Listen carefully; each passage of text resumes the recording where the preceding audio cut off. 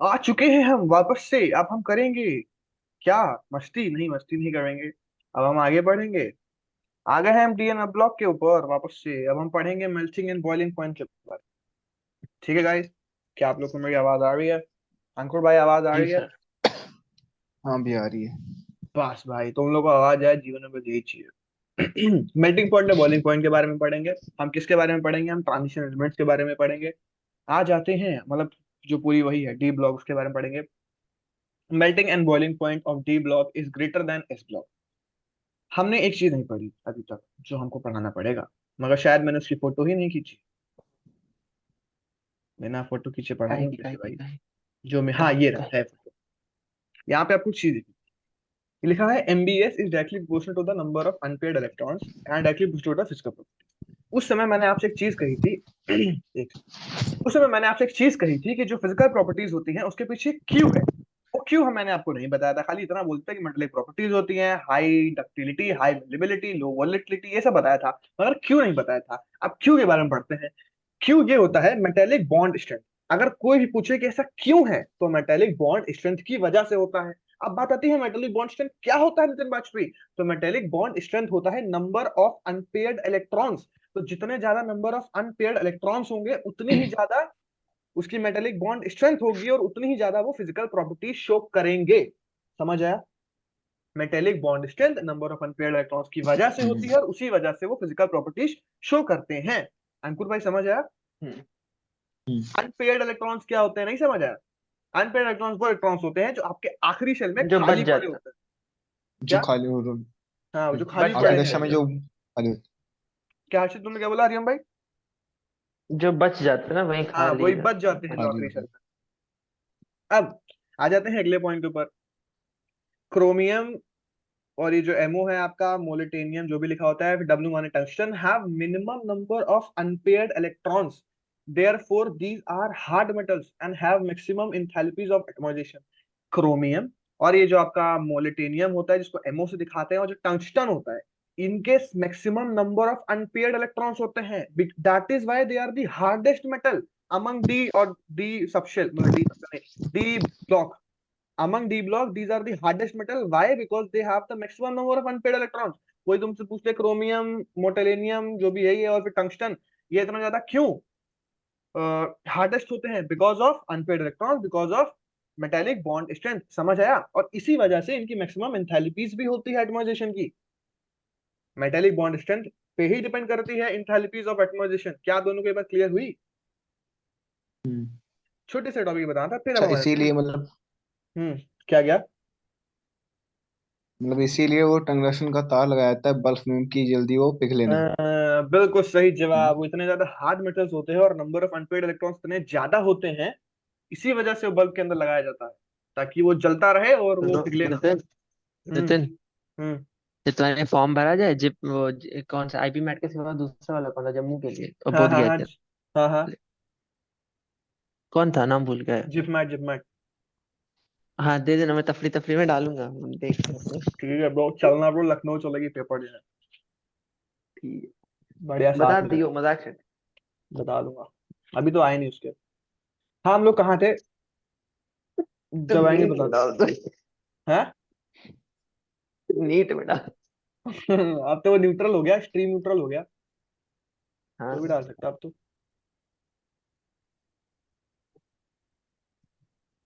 अब आ जाते हैं मेल्टिंग पॉइंट और बॉइलिंग पॉइंट के ऊपर। मैंने बोला कि जो डी ब्लॉक होते हैं उनका मेल्टिंग पॉइंट और बॉइलिंग पॉइंट ज्यादा होता है एस ब्लॉक से। कोई पूछे कारण, मेटेलिक बॉन्ड स्ट्रेंथ। कोई पूछे कारण, metallic bond strength. Zinc, cadmium और ये जो एच जी माने mercury, there is no unpaired electrons present in d orbital. ये दोनों के पास आखिरी सबशेल में, तुमको बताया था ना शायद, यही तो वो होते हैं जिनके जो फुल होते हैं, जिनका सबशेल फुल होता है डी ऑर्बिटल, है ना? तो इस वजह से इनके पास अनपेयर्ड इलेक्ट्रॉन्स ही नहीं होते जिससे ये पेयर बना सके। तो इस वजह हाँ। से, ड्यू टू, उसके बारे में पढ़ते हैं present d orbital, hence due to covalent bond metallic melting point and boiling point are very low in series. इनके पास अनपेयर्ड इलेक्ट्रॉन्स है नहीं, तो इसी वजह से इनका होना ज्यादा चाहिए था, मेटेलिक मतलब मेल्टिंग मेल्टिंग पॉइंट ज्यादा होना चाहिए था, बॉइलिंग पॉइंट ज्यादा होना चाहिए था, मगर ये कम होता है। क्यों? क्योंकि इनके पास अनपेयर्ड इलेक्ट्रॉन्स ही नहीं होते, सब भरा होता है इनके पास। है ये डी इनका सब शेल के, है ये डी सब शेल के, इनका होना मेल्टिंग पॉइंट और बॉइलिंग पॉइंट हाई होना चाहिए था, बट ये एक्सेप्शन क्यों निकला है? क्योंकि इनके पास अनपेयर्ड इलेक्ट्रॉन्स ही नहीं है, इसीलिए एक्सेप्शन के तौर पे निकल आता है, और इसी वजह से इनका लो मेल्टिंग पॉइंट और बॉइलिंग पॉइंट होता है। समझ आया? तभी हरिओम बोला था कि वो 12th जो ग्रुप होता है उसमें सब एक्सेप्शन ही होता है। ठीक है, तुमने एक्सेप्शन फिट पढ़ लिया कि इनका लो मेल्टिंग पॉइंट और बॉइलिंग पॉइंट क्यों होता है, क्योंकि इनके पास कोई भी अनपेयर इलेक्ट्रॉन्स नहीं होते हैं। और यही एक कारण है कि मरकरी रूम टेम्परेचर पे होता है। अगर तुमसे कोई पूछ ले कि मरकरी रूम टेम्परेचर पर क्यों मौजूद होता है, क्योंकि इनके पास अनपेयर क्योंकि उसमें इलेक्ट्रॉन्स अनपेयर्ड होते नहीं ही नहीं होता है। है। अनपेयर इलेक्ट्रॉन्स होते नहीं है तो वो मेटालिक बॉन्ड स्ट्रेंथ दिखा ही नहीं पाते हैं, इसी वजह से लिक्विड पे होते हैं ये। आ जाते हैं अगले पॉइंट के ऊपर। Scandium chromium melting point increases, then magnesium to zinc melting point and boiling point decreases. शुरुआत में अब देखो, अब मेल्टिंग पॉइंट और बॉइलिंग पॉइंट कैसे बढ़ता है कैसे घटता है इसके बारे में हम पढ़ेंगे। स्कैंडियम से लेकर क्रोमियम तक मेल्टिंग पॉइंट आपका बढ़ता है, और मतलब मेल्टिंग पॉइंट के साथ बॉइलिंग पॉइंट भी बढ़ता है, दोनों चीज साथ में समझ जाना जब मैं एक बात बोलूँ तो। अभी अगर एक बात बोलूँ तो तो मेल्टिंग पॉइंट पहले आपका बढ़ता है, फिर मेल्टिंग पॉइंट घटने लग जाता है। ऐसा क्यों? बताइए, दोनों में से क्यों होता है ऐसा? पहले क्या? बढ़ा, पहले मेल्टिंग पॉइंट बढ़ा क्यों, फिर मेल्टिंग पॉइंट घटा क्यों? कुछ बढ़ा सोचा है? क्योंकि उसमें ज्यादा अनपेयर्ड होंगे, फिर घट जाता है क्योंकि उसमें अनपेयर कम होने लगा। बिल्कुल सही जवाब, बिल्कुल गाइज, मजा आ गया। शुरुआत में क्या होता है, स्कैंडियम के पास एक अनपेयर्ड इलेक्ट्रॉन होता है, फिर दो, तीन, चार, पाँच, छह, क्रोमियम तक छह पहुंचता है। तो इसी वजह से अनपेयर्ड हम्म। इलेक्ट्रॉन बढ़ते जाते हैं, फिर क्रोमियम के बाद अनपेयर्ड उसके इलेक्ट्रॉन बाद घटने घटने लग लगते जाता है। होंगे, हाँ,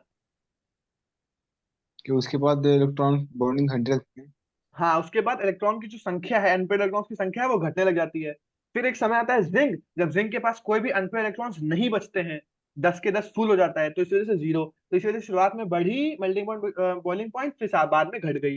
क्यों? क्योंकि अनपेयर्ड इलेक्ट्रॉन्स का घटाव बढ़ाव चलता है। डाउन द ग्रुप भी बढ़ता है। अब सुनो, अभी हमने पढ़ा एक पीरियड के बारे में, अब आते हैं down the group. Hmm. Group माने ऊपर से नीचे, डाउन ग्रुप माने ऊपर से नीचे।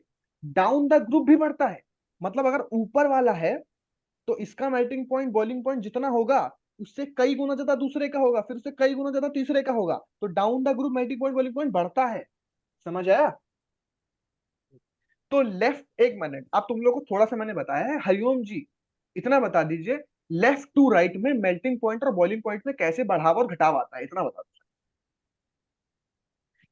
लेफ्ट से राइट में वही लास्ट अनपेयर्ड इलेक्ट्रॉन की वजह से आता है। अगर इलेक्ट्रॉन कैसे आता अनपेयर्ड है, कैसे, होते कब हैं तो बढ़ता है, कब घटता है, कब तक घटता है, कब तक बढ़ता है, ये सब बताओ। जब तक अनपेयर्ड होते हैं तब तक बढ़ता है, नहीं जब नहीं नहीं अनपेयर्ड नहीं हट नहीं, मैं जाते हैं पूछ तो रहा हूँ वो प्रॉपर एलिमेंट का नाम लेके, स्कैंडियम से लेकर क्रोमियम तक, फिर क्रोमियम से लेकर ऐसे करके। उसको तुमने बताया स्कैनियम से क्रोमियम तक बढ़ता है, 1 से 6 तक जाता है अनपेयर्ड। हम्म उसके बाद क्रोमियम से जिंक से, मतलब फिर क्रोमियम के बाद से गिरने लगता है जिंक तक, हम्म फिर वो हम्म। जीरो, जिंक पे तो जीरो। घटने लग जाता है, और ऐसा क्यों होता है? क्योंकि अनपेयर्ड इलेक्ट्रॉन्स हमारे पास, मतलब घटना बढ़ना उसमें लगा रहता है। समझ गए ना? अब डाउन द ग्रुप जी बता सर। दो, अंकुर भाई, डाउन द ग्रुप बता दो क्या होता है। मुझे टेबल नहीं याद है। टेबल करा देंगे भाई, याद, सब सिखा देंगे। Down down the the group. Group ऊपर से जो स्तंभ होते हैं, मतलब ऊपर से नीचे नीचे, हम्म। वो बढ़ता रहता है। कि अगर वो उधर दो होगा तो उधर नीचे होगा चार होगा, दोगुना हो जाता है। ये दोगुना या कहाँ बढ़ से, जाता है, तीन हो जाएगा। ये कहाँ से किया तुमने? नहीं सिखाया होगा। दुगना दिगना थोड़ी ना गुरुजी भाई। बताते हैं। इतना खाली याद रखो कि डाउन द ग्रुप बढ़ता है, मेल्टिंग पॉइंट बॉइलिंग पॉइंट बढ़ता है, जितना नीचे जाओगे उसका मेल्टिंग पॉइंट बॉइलिंग पॉइंट बहुत ज्यादा होगा। समझ आया? इसलिए तुम्हें ठीक है। टंजेंट, जब वो भी तुम, वो भी ऊपर पड़ता है, इतना तुम्हें समझ आया कि टंगस्टन। डाउन द ग्रुप बढ़ता है। अब ऊपर आ जाओ अगले पॉइंट के ऊपर। Down the group, for example chromium से ज्यादा होता है मेल्टिंग पॉइंट बॉइलिंग पॉइंट आपका एमओ यानी मोल्टेनियम। डब्ल्यू माने क्या होता है? डब्ल्यू माने बताओ? टंगस्टन। इसी वजह से ये सबसे आखिरी में पड़ता था डी ऑर्बिटल में, सबसे आखिरी में पड़ता था, तीसरी, 30, कौन से स्लॉट पे था, 30 नंबर पे था। दिखाऊंगा अभी तुम्हें वापस से पीरियोडिक टेबल में। अब fourth point, LMP of H G, melting point of H G, H G माने mercury, 38 degree Celsius, and melting point of tungsten is 3400 degree Celsius. देख रहे हो भाई? पहले जो सेल था, मतलब डी सब शेल था, उसमें था तुम्हारा 38 डिग्री सेल्सियस, और जैसे डाउन द ग्रुप आए, 38 डिग्री। टंगस्टन पे आए 34 डिग्री सेल्सियस। आ जाती है पीरियोडिक टेबल के ऊपर। अंकुर भाई को थोड़ा कंफ्यूजन हो रहा है तो पीरियोडिक टेबल पे आना तो बनता है, ताकि अंकुर भाई का कंफ्यूजन को क्लियर हो जाए। ठीक है भाई, आ गए। क्या बोला था बताओ, कहाँ थे हम लोग? स्कैंडिनियम। कौन सा उदाहरण लिया था हम लोगों ने? अच्छा, को जब वाला जेडन टंगस्टन है, का लिया सुना। था। सुनो, डाउन द ग्रुप माने इधर, फॉर एग्जांपल जेडन है, तो इसका जो मेल्टिंग पॉइंट और बॉइलिंग पॉइंट होगा उससे कई गुना ज्यादा इसका होगा, टंगस्टन का होगा। ये रहा डब्ल्यू, टंगस्टन। समझ आया? उससे कई गुना ज्यादा इसका हाँ। होगा। इस तरीके से मामला होता है हमारा। और हम्म, इधर से left to right, for example scandium से लेकर क्रोमियम तक क्या हो रहा था? High melting point boiling point बढ़ रहा था, फिर इसके हाई। बाद यहां से लेकर घटना शुरू हो गया था। ऐसे होता है मामला। जेड और तक डाउन द घटता ग्रुप है। भी बढ़ता है। हम्म, कहाँ गए कहाँ गए? और जो टंगस्टन का मेल्टिंग पॉइंट और बॉइलिंग पॉइंट, आपका जो मेल्टिंग पॉइंट होता है वो 3400 डिग्री सेल्सियस होता है। समझ आया? Melting point of tungsten is 3400 degree Celsius and melting point of mercury is 38 degree Celsius. Guys, हमने बताओ। मेल्टिंग पॉइंट और बॉइलिंग पॉइंट पढ़ लिया है। कृपया करके हरिओम जी इतना खाली बता दीजिए कि हम्म। टंगस्टन का मेल्टिंग पॉइंट कितना होता है? बताओ। 3800 डिग्री सेल्सियस। 3400 डिग्री सेल्सियस भाई, क्या? Melting point. भाई मेरे भी नहीं पूछा जाए। ये तो हमारे में भी नहीं पूछा जाएगा, ये न्यूमेरिकल हमारे में करो बोर्ड से इतना मुझे। नहीं पूछेंगे भाई। ये है कि जितना ज्ञान बटोर पर बटा लो, और क्या बताइए। ये हमको कितने नंबर पे, हमको चौथे नंबर पे पढ़नी थी ये चीज। पांचवें हाँ नंबर पे कौन सी बताइए। चीज पढ़नी है? ये डेंसिटी। आ जाओ डेंसिटी पे, आ जाओ डेंसिटी पे आ जाओ। अब हम पढ़ेंगे डी ब्लॉक के अंदर डेंसिटी के बारे में, कि डेंसिटी पर कैसे फर्क आता है। आ जाओ भाई। एटॉमिक आ गया भाई। भाई बहुत ध्यान से सुनना, डेंसिटी के बारे में आ चुके हैं। Atomic volumes of transition elements are lower compared with the elements of group 1 and group 2। This is because the increase effective nuclear charge, in addition the extra electron added occupy inner orbitals, consequently the densities of the transition metals is high। अब भैया क्या लिखा है समझा दो मेरे को भाई।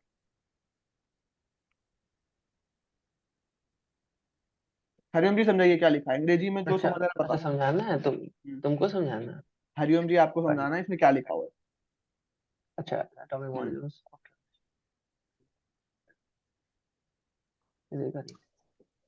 चार।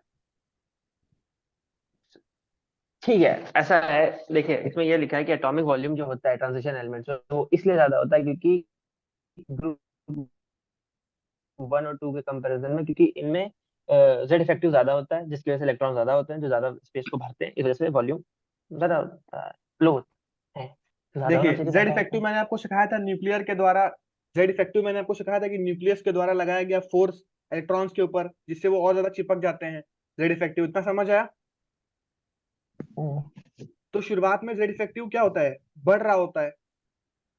शुरुआत में जेड इफेक्टिव बढ़ रहा होता है।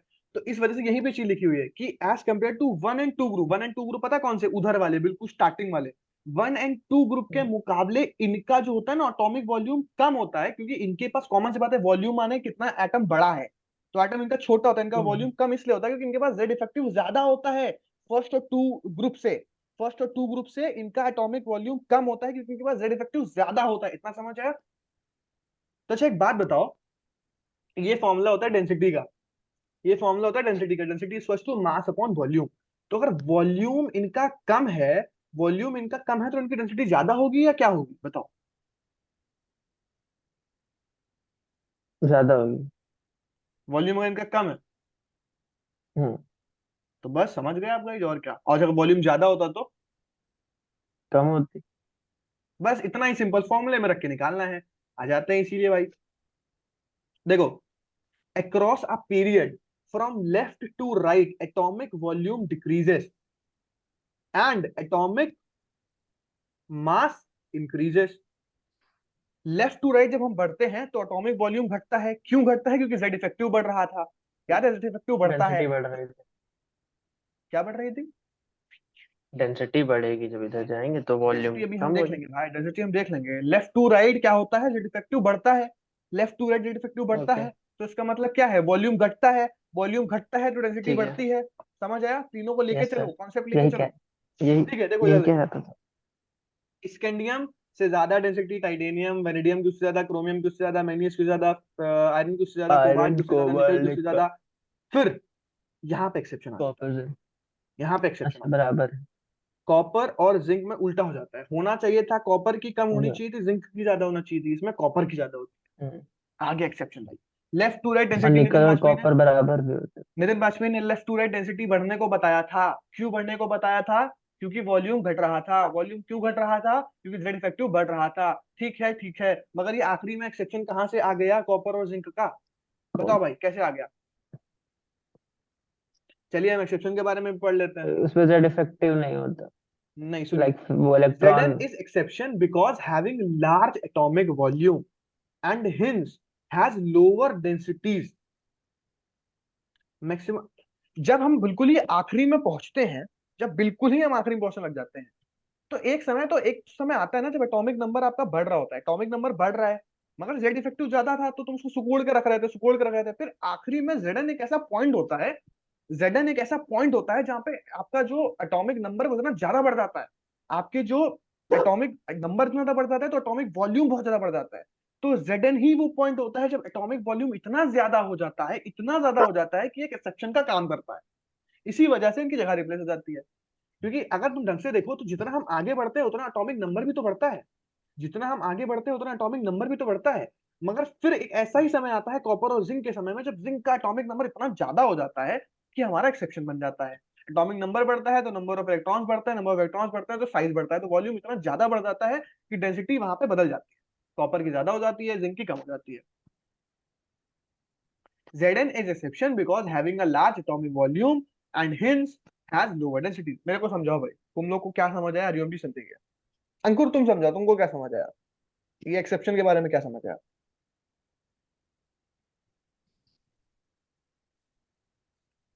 बताओ अंकुर।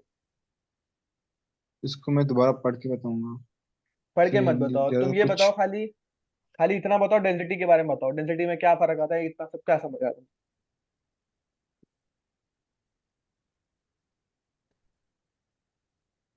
नहीं आ रहा। लेफ्ट टू राइट डेंसिटी बढ़ती है या घटती है?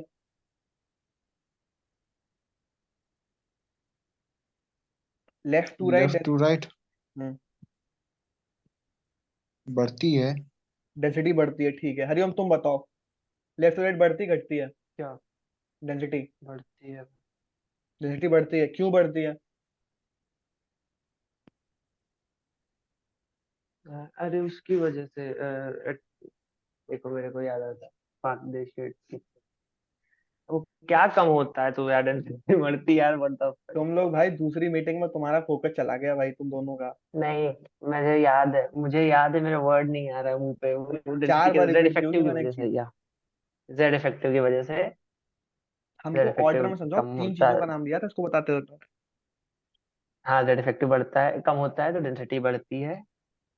कुछ भी। यही तो बताया था तुम। नहीं भाई, ये नहीं बताया था, जेड इफेक्टिव पहले नंबर पे था, उसके बीच में भी एक चीज थी।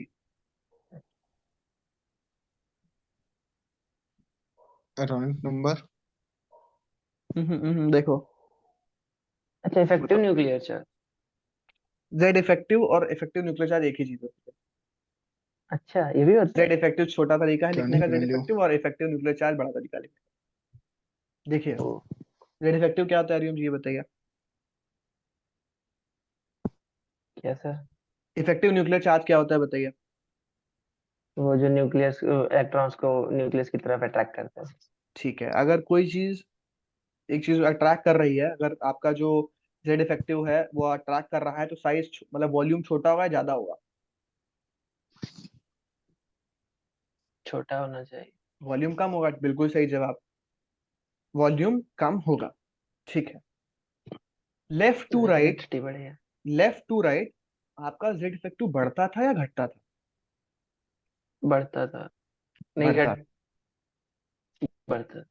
बढ़ता था, बिल्कुल सही जवाब, लेफ्ट टू राइट बढ़ता था। अब तुम्हारे मन में कंफ्यूजन आ रहा हो कि बीच में ऐसा भी तो आता था कि वो बराबर हो जाता था भाई, जेड इफेक्टिव तो बढ़ रहा था, बट बीच में क्या होता था, जो इंटर इलेक्ट्रॉनिक रिपल्शन थे वो ज्यादा होने लग गए थे, तभी वो हम्म, सब कुछ बराबर हो गया। बट रियलिटी तो यही होती है कि left to right Z effective बढ़ता है। इतना समझ आया दोनों को? हम्म, Z effective left to right बढ़ता है, समझ आया? हम्म। ठीक है, left to right Z effective बढ़ा, तो जेड इफेक्टिव बढ़ा तो मतलब क्या हुआ, इधर देखो हरिओम सामने देखो, जेड इफेक्टिव बढ़ा तो वॉल्यूम पे क्या फर्क आएगा, वॉल्यूम घटेगा या बढ़ेगा, घट घटेगा। घटेगा, क्योंकि जेड इफेक्टिव बढ़ा, यहाँ पे इतना बढ़ गया है कि वॉल्यूम को और सुकोड़ लिया, तो वॉल्यूम घटेगा, तो जेड इफेक्टिव बढ़ा हम्म, तो वॉल्यूम घटा, इतना तो समझ आया, वॉल्यूम घटेगा। इतना समझ आया।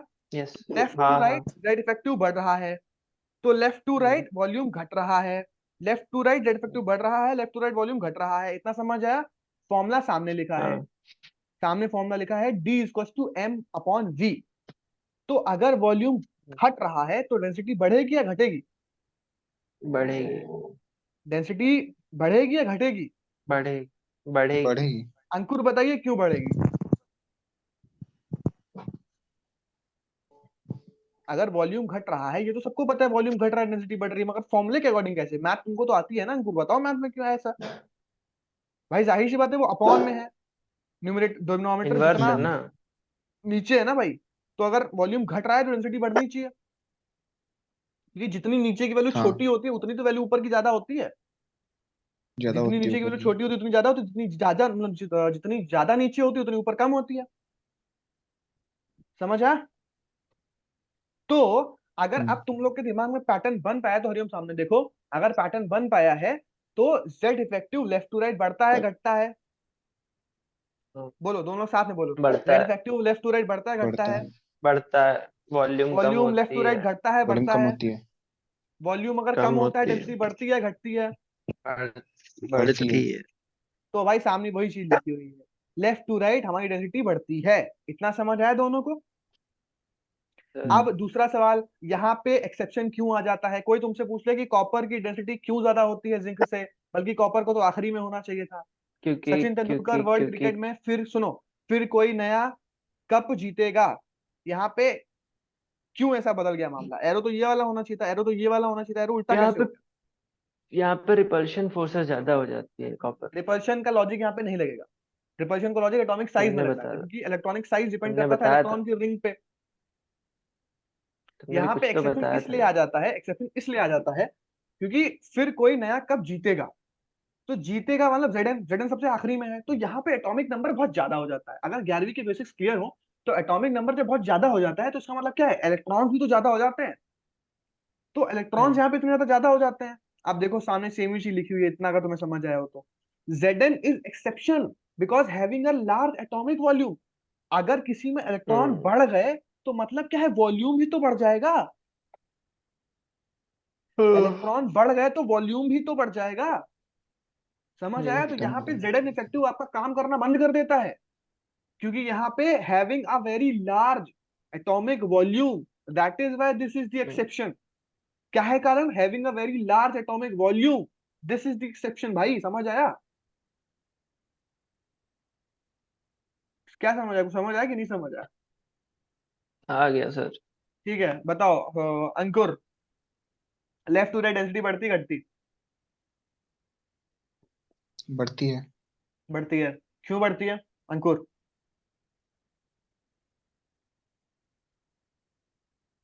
कि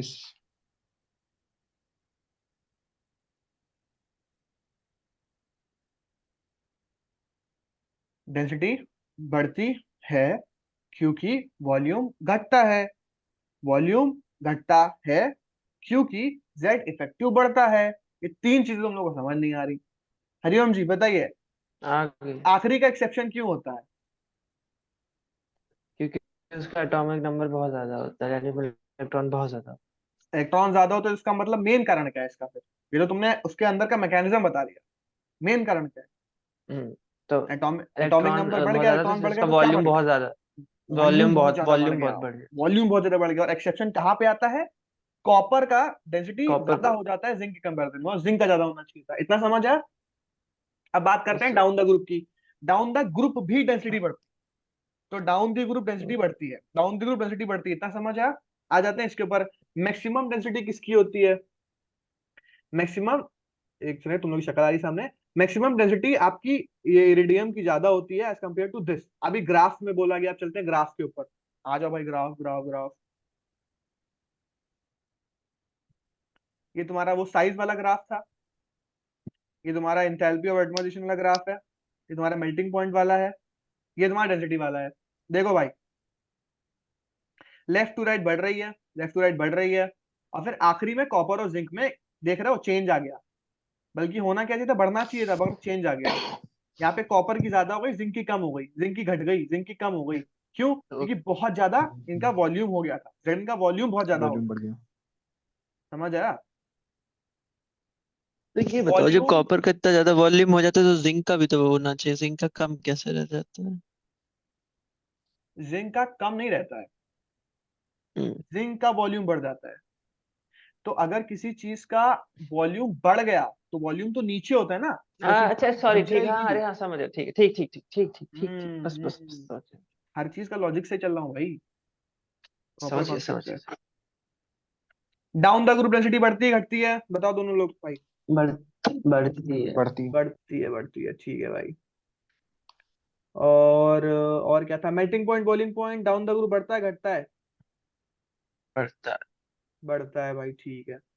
हम लोग कौन से नंबर वाली चीज कर रहे थे, डेंसिटी कर रहे थे। डेंसिटी कितने नंबर पे थी? 5। डेंसिटी थी 5 नंबर पे। अगला 5 नंबर कहाँ लिखा है हमने? हाँ, यहाँ भी एक बार देख लो आगे जल्दी से। यहाँ पे एक पॉइंट लिखा हुआ है, density of the transition metal from scandium to copper increases due to high atomic mass and small atomic volume. Volume से तुमको मैंने समझाया था, प्रॉपर फॉर्मूला भी लिखा था। आ जाते हैं अगले के ऊपर।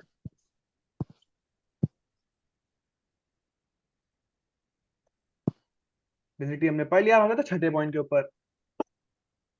Ionization enthalpy increases with increase in nuclear charge along each series. However, the first ionization energy of chromium is low because of loss of one electrons gives stable cadmium configuration, and the value of Zn is higher because it represents an ionization from the completely filled 4s level. कुछ समझ नहीं आया, बताओ क्या होता है? Ionisation enthalpy होती है आयंस बनाने की क्षमता। एटमाइजेशन क्या होता था, इंथैल्पी ऑफ एटमाइजेशन क्या होता था हरिओम?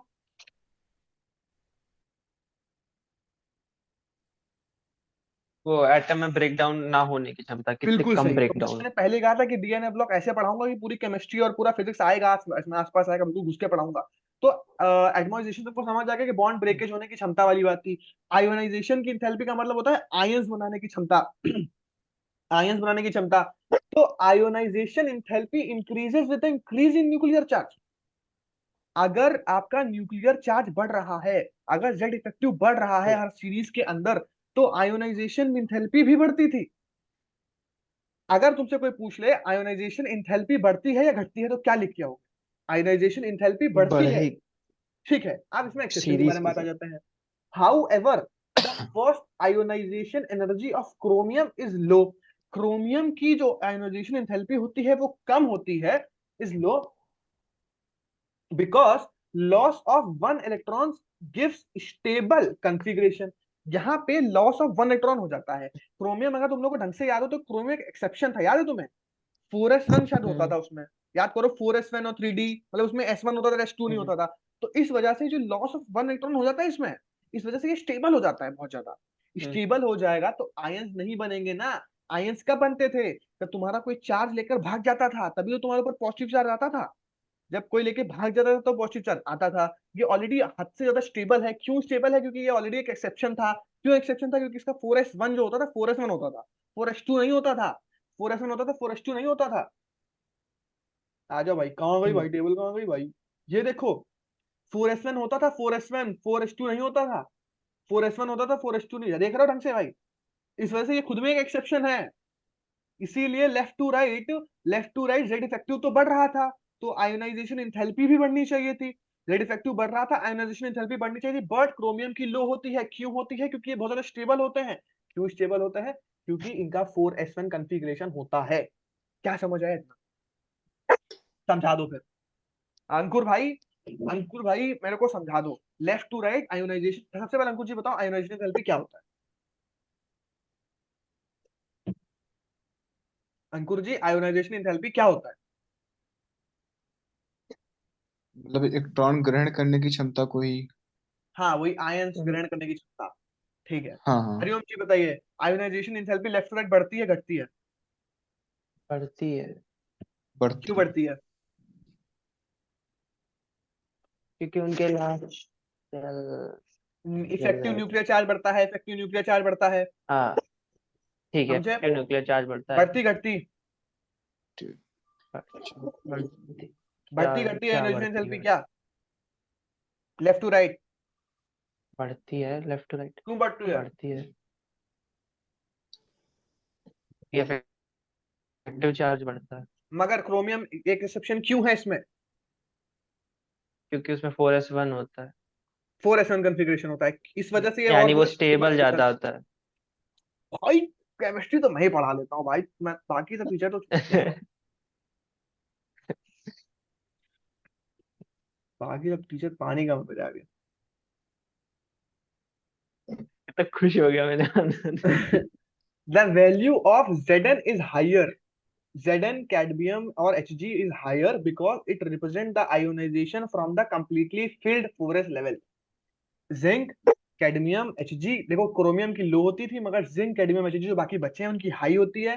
क्यों? Because it represent an ionization from completely filled 4s levels. इनके 4s लेवल फुली फिल्ड होते थे, 4s1 नहीं होता था, 4s2 होता था, फुली फिल्ड होता था, इस वजह से इनका ज्यादा होता था। ये तो मैंने पहले ही बता दिया। गाइज कितना टाइम बाकी है मीटिंग खत्म होने में? सेकंड रुको, 6 मिनट। 6.50 सेकंड बाकी है। जल्दी से जल्दी तुम लोगों को मैं ग्राफ दिखा देता हूँ आयोनाइजेशन एंथैल्पी वाला, फिर और फिर अपन बंद लोग, कर देते हैं आज।